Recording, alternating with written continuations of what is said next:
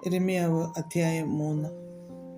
ഒരു പുരുഷൻ തൻ്റെ ഭാര്യയെ ഉപേക്ഷിക്കുകയും അവൾ അവനെ വിട്ടുപോയി മറ്റൊരു പുരുഷന് ഭാര്യയായി തീരുകയും ചെയ്ത ശേഷം അവൻ അവളുടെ അടുക്കൽ വീണ്ടും ചെല്ലുമോ? അങ്ങനെയുള്ള ദേശം മലിനമായി പോകയില്ലയോ? നീയോ പല ജാരന്മാരുമായി പരസംഗം ചെയ്തിരിക്കുന്നു. എന്നിട്ടും എൻ്റെ അടുക്കൽ മടങ്ങി വരുവാൻ നീ വിചാരിക്കുന്നുവോ എന്ന് യഹോവയുടെ അരുളപ്പാട്. മൊട്ടക്കുന്നുകളിലേക്ക് തലപൊക്കി നോക്കുക. നീ പരസംഗം ചെയ്യാത്ത സ്ഥലം ഏതുള്ളൂ? മരുഭൂമിയിൽ അരാബ്യർ എന്ന പോലെ നീ വഴികളിൽ അവർക്കായി പതിയിരുന്നു. നിന്റെ പരസംഗത്താലും വഷളത്വത്താലും ദേശത്തെ മലിനമാക്കിയിരിക്കുന്നു. അതുകൊണ്ട് മഴ നിന്നുപോയി, പിന്മഴ പെയ്തതുമില്ല. എന്നിട്ടും നീ വേശ്യയുടെ നെറ്റി കാണിച്ച് നാണിക്കാതെ ഇരിക്കുന്നു. നീ ഇന്നു മുതൽ എന്നോട്, എൻ്റെ പിതാവേ, നീ എൻ്റെ യൗവനത്തിലെ സഖി എന്ന് വിളിച്ചു പറയുകയില്ലയോ? അവൻ എന്നേക്കും കോപം സംഗ്രഹിക്കുമോ? അവൻ സദാകാലം ദ്വേഷം വെച്ചുകൊണ്ടിരിക്കുമോ? എന്നിങ്ങനെ നീ പറഞ്ഞ് ദുഷ്ടതകളെ പ്രവർത്തിച്ച് നിനക്ക് സാധിച്ചുമിരിക്കുന്നു. യോശിയ രാജാവിൻ്റെ കാലത്ത് യഹോവ എന്നോട് അരുളി ചെയ്തത്, വിശ്വാസ ത്യാഗിനിയായ ഇസ്രായേൽ ചെയ്തിരിക്കുന്നത് നീ കണ്ടുവോ? അവൾ ഉയരമുള്ള എല്ലാ മലകളിലും എല്ലാ പച്ചമരത്തിൻ കീഴിലും ചെന്ന് അവിടെ പരസംഗം ചെയ്തു. ഇതൊക്കെയും ചെയ്ത ശേഷം അവൾ എൻ്റെ അടുക്കൽ മടങ്ങി വരും എന്ന് ഞാൻ വിചാരിച്ചു. എന്നാൽ അവൾ മടങ്ങി വന്നില്ല. വിശ്വാസപാതകിയായി യഹൂദ എന്ന അവളുടെ സഹോദരി അത് കണ്ട്. വിശ്വാസത്യാഗിനിയായ ഇസ്രായേൽ വ്യഭിചാരം ചെയ്ത ഹേതുവാൽ തന്നെ ഞാൻ അവളെ ഉപേക്ഷിച്ചു. ഉപേക്ഷണപത്രം കൊടുത്തത് വിശ്വാസപാതകിയായി യഹൂദ എന്ന അവളുടെ സഹോദരി കണ്ടിട്ടും ഭയപ്പെടാതെ അവളും ചെന്ന് പരസംഗം ചെയ്തു.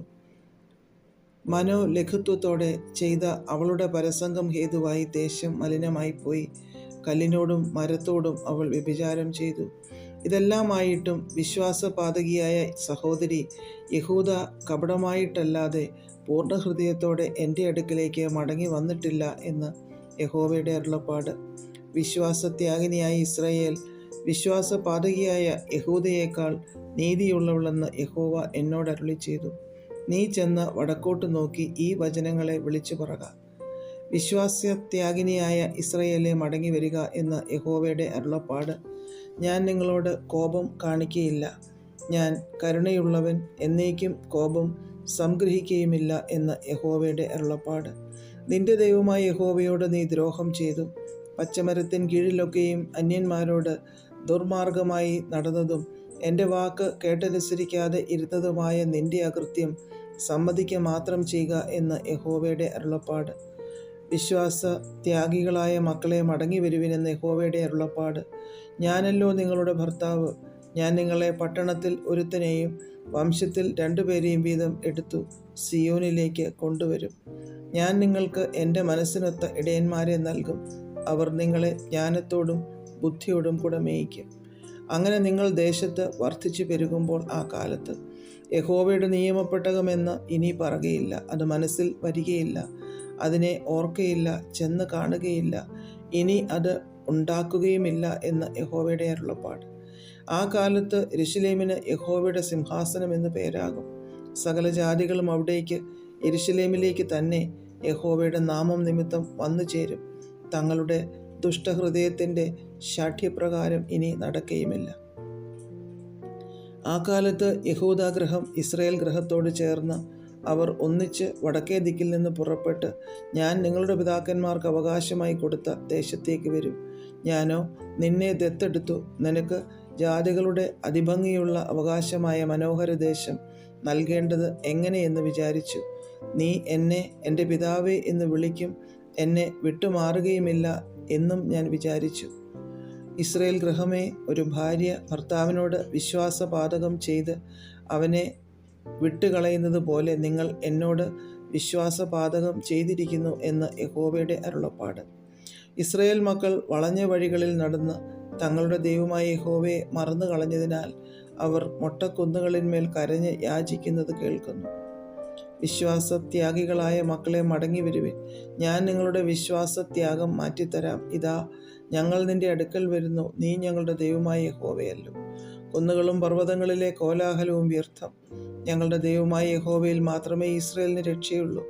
ലജ്ജാവിഗ്രഹങ്ങളോ ഞങ്ങളുടെ യൗവനം മുതൽ ഞങ്ങളുടെ പിതാക്കന്മാരുടെ സമ്പാദ്യത്തെയും അവരുടെ ആടുകളെയും കന്നുകാലികളെയും അവരുടെ പുത്രന്മാരെയും പുത്രിമാരെയും തിന്നുകളഞ്ഞിരിക്കുന്നു.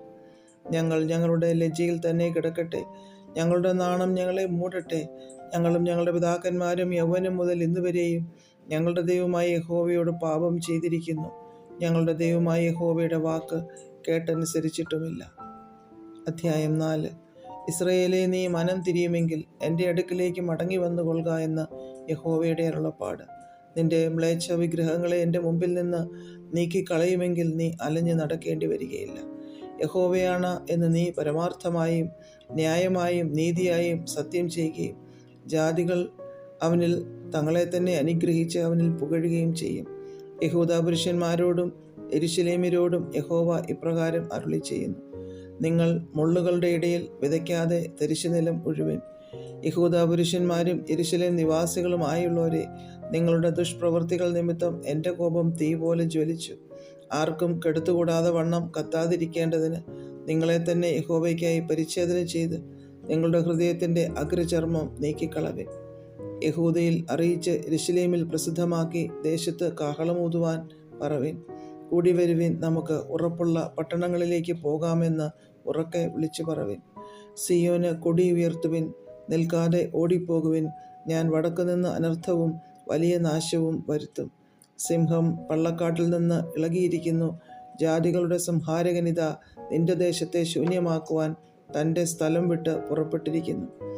അവൻ നിന്റെ പട്ടണങ്ങളെ നിവാസികൾ ഇല്ലാതെ വണ്ണം നശിപ്പിക്കും. ഇതു നിമിത്തം രട്ടുടുപ്പിൻ, വിലപിച്ച് മുറയിടുവിൻ. യഹോവയുടെ ഉഗ്രകോപം നമ്മെ വിട്ടുമാറിയിട്ടില്ലല്ലോ. അന്നാളിൽ രാജാവിൻ്റെ ധൈര്യവും പ്രഭുക്കന്മാരുടെ ധൈര്യവും ക്ഷയിക്കും. പുരോഹിതന്മാർ ഭ്രമിച്ചും പ്രവാചകന്മാർ സ്തംഭിച്ചും പോകുമെന്ന് യഹോവയുടെ അരുളപ്പാട്. അതിന് ഞാൻ, അയ്യോ യഹോവയായ കർത്താവേ, പ്രാണനിൽ വാൾ കടന്നിരിക്കെ നിങ്ങൾക്ക് സമാധാനമെന്ന് പറഞ്ഞ് നീ ഈ ജനത്തെയും യെരൂശലേമിനെയും ഏറ്റവും വഞ്ചിച്ചുവല്ലോ എന്ന് പറഞ്ഞു. ആ കാലത്ത് ഈ ജനത്തോടും യെരൂശലേമിനോടും പറവാനുള്ളത് എന്തെന്നാൽ, മരുഭൂമിയിലെ മൊട്ടക്കുന്നുകളിൽ നിന്ന് ഒരു ഉഷ്ണക്കാറ്റ് പേറ്റുവാനല്ല കൊഴിപ്പാനുമല്ല എൻ്റെ ജനത്തിൻ്റെ പുത്രിക്ക് നേരെ ഊതും. ഇതിലും കെടുതായതൊരു കാറ്റ് എൻ്റെ കൽപ്പനയാൽ വരും. ഞാൻ ഇപ്പോൾ തന്നെ അവരോട് ന്യായവാദം കഴിക്കും. ഇതാ, അവൻ മേഘങ്ങളെപ്പോലെ കയറി വരുന്നു. അവൻ്റെ രഥങ്ങൾ ചുഴലിക്കാറ്റ് പോലെയാകുന്നു. അവൻ്റെ കുതിരകൾ കഴുക്കളെക്കാളും വേഗതയുള്ളവ. അയ്യോ കഷ്ടം, നാം നശിച്ചല്ലോ. യെരൂശലേമേ, നീ രക്ഷിക്കപ്പെടേണ്ടതിന് നിന്റെ ഹൃദയത്തിൻ്റെ ദുഷ്ടത കഴുകിക്കളക.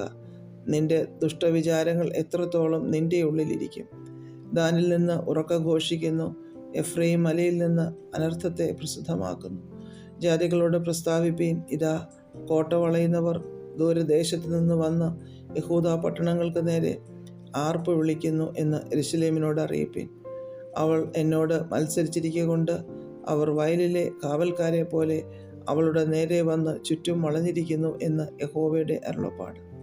നിന്റെ നടപ്പും പ്രവൃത്തികളും ഹേതുവായിട്ടത്രേ ഇവ നിനക്ക് വന്നത്. ഇത്ര കൈപ്പായിരിപ്പാനും നിന്റെ ഹൃദയത്തിന് തട്ടുവാനും കാരണം നിന്റെ ദുഷ്ടത തന്നെ. അയ്യോ എൻ്റെ ഉദരം, എൻ്റെ ഉദരം, എനിക്ക് നോവ് കിട്ടിയിരിക്കുന്നു. അയ്യോ എൻ്റെ ഹൃദയഭിത്തികൾ എൻ്റെ നെഞ്ചിടിക്കുന്നു. എനിക്ക് മിണ്ടാതെ ഇരുന്നുകൂടാ. എൻ്റെ ഉള്ളം കാഹളനാദവും യുദ്ധത്തിൻ്റെ ആർപ്പുവിളിയും കേട്ടിരിക്കുന്നു. നാശത്തിന്മേൽ നാശം വിളിച്ചു പറയുന്നു. ദേശമൊക്കെയും ശൂന്യമായി. പെട്ടെന്ന് എൻ്റെ കൂടാരങ്ങളും ഒരു ക്ഷണത്തിൽ എൻ്റെ തിരശ്ശീലകളും കവർച്ചയായിപ്പോയി. എത്രത്തോളം ഞാൻ കൊടി കണ്ട് കാഹളധ്വനി കേൾക്കേണ്ടി വരും. എൻ്റെ ജനം ഭോഷന്മാർ, അവർ എന്നെ അറിയുന്നില്ല. അവർ ബുദ്ധികെട്ട മക്കൾ, അവർക്ക് ഒട്ടും ബോധമില്ല. ദോഷം ചെയ്യുവാൻ അവർ സമർത്ഥന്മാർ, നന്മ ചെയ്യുവാനോ അവർക്ക് അറിഞ്ഞുകൂടാ. ഞാൻ ഭൂമിയെ നോക്കി അതിനെ പാഴും ശൂന്യവുമായി കണ്ടു. ഞാൻ ആകാശത്തെ നോക്കി അതിന് പ്രകാശം ഇല്ലാതെയിരുന്നു. ഞാൻ പർവ്വതങ്ങളെ നോക്കി അവ വിറയ്ക്കുന്നത് കണ്ടു. കുന്നുകളെല്ലാം ആടിക്കൊണ്ടിരുന്നു. ഞാൻ നോക്കി ഒരു മനുഷ്യനെയും കണ്ടില്ല. ആകാശത്തിലെ പക്ഷികളൊക്കെയും പറന്നുപോയിരുന്നു. ഞാൻ നോക്കി ഉദ്യാനം മരുഭൂമിയായി തീർന്നിരിക്കുന്നത് കണ്ടു. അതിലെ പട്ടണങ്ങളൊക്കെയും യഹോവയാൽ അവൻ്റെ ഉഗ്രകോപം ഹേതുവായി ഇടിഞ്ഞുപോയിരിക്കുന്നു. യഹോവ ഇപ്രകാരം അരുളി ചെയ്യുന്നു: ദേശമൊക്കെയും ശൂന്യമാകും, എങ്കിലും ഞാൻ മുഴുവനായി മുടിച്ചു കളകയില്ല. ഇത് നിമിത്തം ഭൂമി വിലപിക്കും, മീതെ ആകാശം കറുത്തുപോകും. ഞാൻ നിർണയിച്ചു, അരുളി ചെയ്തിരിക്കുന്നു. ഞാൻ അനുദപിക്കുകയില്ല, പിന്മാറുകയുമില്ല. കുതിരച്ചേവകരുടെയും വില്ലാളികളുടെയും ആരവം ഹേതുവായി സകല നഗരനിവാസികളും ഓടിപ്പോകുന്നു. അവർ പള്ളക്കാടുകളിൽ ചെന്ന് പാറകളിന്മേൽ കയറുന്നു. സകല നഗരവും വീക്ഷിക്കപ്പെട്ടിരിക്കുന്നു, ആരും അവിടെ പാർക്കുന്നതുമില്ല. ഇങ്ങനെ ശൂന്യമായി പോകുമ്പോൾ നീ എന്തു ചെയ്യും? നീ രക്താംബരം ധരിച്ചാലും പൊന്നാഭരണം അണിഞ്ഞാലും നിന്റെ കണ്ണിൽ മഷി എഴുതിയാലും വ്യർത്ഥമായി നിനക്ക് സൗന്ദര്യം വരുത്തുന്നു. നിന്റെ ചാരന്മാർ നിന്നെ നിരസിച്ച് നിനക്ക് പ്രാണഹാനി വരുത്തുവാൻ നോക്കുന്നു. ഈറ്റുനോവ് കിട്ടിയവളുടെ ഒച്ച പോലെയും കടിഞ്ഞൂൽക്കുട്ടിയെ പ്രസവിക്കുന്നവളുടെ ഞരക്കം പോലെയും ഒരു ശബ്ദം ഞാൻ കേട്ടു. നെടുവീർപ്പിട്ടും കൈമലർത്തിയും കൊണ്ട്, അയ്യോ കഷ്ടം, എൻ്റെ പ്രാണൻ കൊലപാതകന്മാരുടെ മുമ്പിൽ ക്ഷയിച്ചു പോകുന്നു എന്ന് പറയുന്ന സിയോൻ പുത്രിയുടെ ശബ്ദം തന്നെ.